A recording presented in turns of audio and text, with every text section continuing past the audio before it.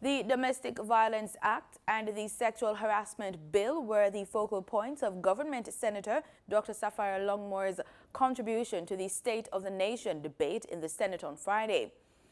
She says the government is prioritizing the protection of women against abuse through the enhancement of legislation and other interventions.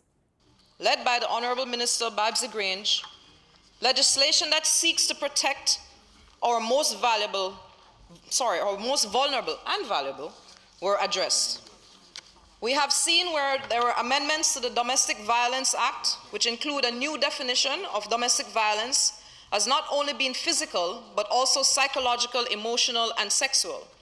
The effect of this, Mr. President, is that for the first time, men and women who control their partners through threats by restricting their personal or financial freedom could face sanctions the same way as they would if they were violent physically.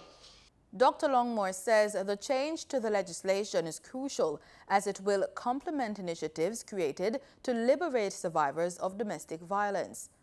Financial abuse is one of the most frequent forms of suffrage vulnerable women experience, Mr. President. And so this government seeks to enable as best we can financial independence of women.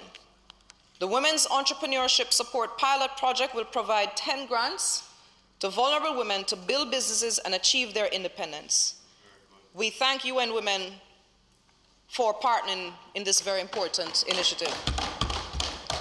Dr. Longmore also notes the submission of the report of the Joint Select Committee of Parliament to establish the Sexual Harassment Bill. And when that bill becomes law, it will deal a blow to sexual harassment by bringing relief to victims, punishment to perpetrators, and acting as deterrents to others.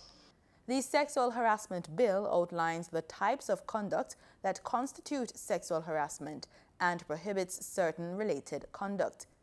Meanwhile, Senator Longmore says the penalty for disobeying a protection order should be increased to greater safeguard those who need to keep abusers away.